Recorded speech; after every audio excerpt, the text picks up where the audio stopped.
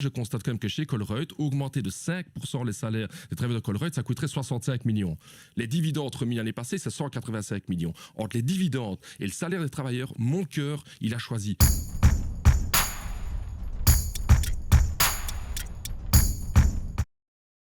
Alors le 29 mars, ce ne sera pas une manif, ce sera une grève générale à l'appel des syndicats. Vous soutiendrez, j'imagine, la grève générale. Paul Magnette la soutient à 200%, c'est ce qu'il a dit hier midi à Christophe de Borsu. Vous allez mettre la barre à 300 ? Oh ben voilà, si le PS dit 200%, je ne peux dire que 300%.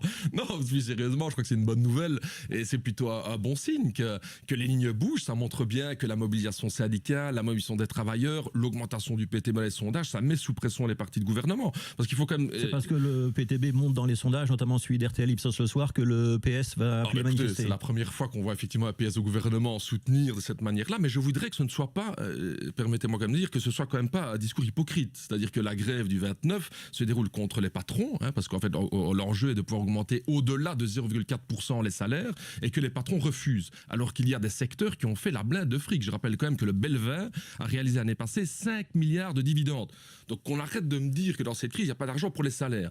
Or, le problème, c'est qu'il y a une loi, la loi de 96, qui interdit aux salaires d'augmenter de plus 0,4%. Et donc j'espère que quand M. Magnette dit qu'il soutient la grève, c'est qu'il soutient aussi que son propre gouvernement dans lequel il est revoit la loi de 96. C'est la raison pour laquelle j'ai pris une initiative d'ailleurs avec mon camarade Marc Goblet, parce que je pense qu'il fallait donner ce signal-là. Pour aller au-delà, il faut que les patrons et les syndicats se mettent d'accord. C'est l'objet des négociations dans le groupe des 10. C'est là-dessus que le PS veut faire pression. Il a raison ou pas ? Ah ben, il a raison de faire pression sur le patronat, mais j'entends que le patronat utilise comme argument pour dire « oui, mais écoutez, on ne peut pas augmenter les salaires, il y a la loi de 96 qui a été décidée par le politique ». Donc je trouve qu'il y a une hypocrisie à dire que tout doit être envoyé aux partenaires sociaux, alors que c'est une loi votée par le politique, et j'ai comme envie de dire par les libéraux, parce que les libéraux, excusez-moi, c'est la liberté, l'offre et la demande, la liberté du marché, sauf sur une seule marchandise, la force de travail. Là, il n'y a pas de liberté, il y a une loi qui intervient contre la liberté de négocier. Et ça, c'est cette hypocrisie des libéraux que je veux dénoncer ici. Oui, il y a des secteurs comme la distribution, des secteurs comme les soins de santé, les salaires peuvent y augmenter, et il faut qu'ils augmentent. Vous tapez sur les libéraux ce matin, pas sur le PS. Il y a quelque chose qui est en train de se passer à Roulet-Debout. Ah mais moi, je suis quelqu'un de constructif, vous savez. C'est l'union de la gauche qui est en train de se réaliser. Mais je crois, regardez l'initiative que je prends avec Marc Goblet, si on peut trouver ensemble une initiative, on demande notamment que la loi de 96 soit révisée. C'est une proposition de loi que vous avez co-signée tous les deux et qui sera débattue demain en commission. Attention, c'est Marc Goblet tout seul, c'est pas le groupe PS qui l'a co-signée. Alors justement, j'espère que le mot d'ordre de M. Magnette ne sera pas hypocrite et j'espère que les élus du PS vont soutenir notre proposition. Parce que sinon, dire A sur les ondes télé, radio, et puis dire B au Parlement ou dans les actes, etc., le monde du travail en a marre de cette hypocrisie-là. La proposition, pour que tout le monde comprenne, la proposition Goblet et Debeau, c'est de dire que la norme salariale, qui est donc fixée dans cette fameuse loi de 96 sur la compétitivité, l'encadrement des salaires, elle deviendrait indicative et pas contraignante. C'est ça. Donc aujourd'hui, la loi... Vous vouliez la fin de la loi de 96. Tout donc à là, fait. vous avez fait un pas... il faut pouvoir faire des compromis dans la vie, monsieur Grosfilet. Moi, je crois que de ce côté-là, nous voulions la suppression de cette loi de 96 parce que la mise en concurrence des travailleurs français, allemands, néerlandais et belges, c'est quelque chose d'une ineptie totale.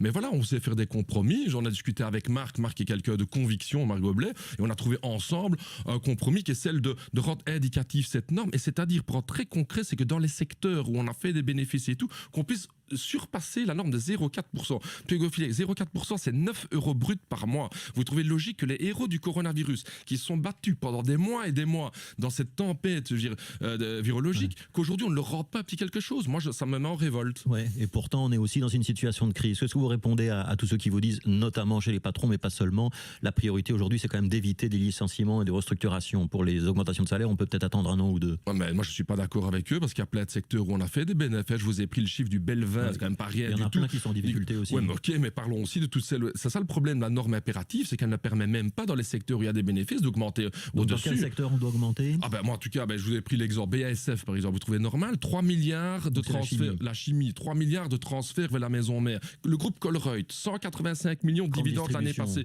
grande distribution. Attendez, vous savez combien coûterait une augmentation de 5%? Mais vous savez, les organisations syndicales vont négocier secteur par secteur, c'est pas à moi de leur dire ce qu'elles doivent négocier, je veux dire, elles ont leur autonomie de négociation et elles peuvent très bien tenir compte de la réalité. Mais moi je constate quand même que chez Colruyt, augmenter de 5% les salaires des travailleurs de Colruyt, ça coûterait 65 millions.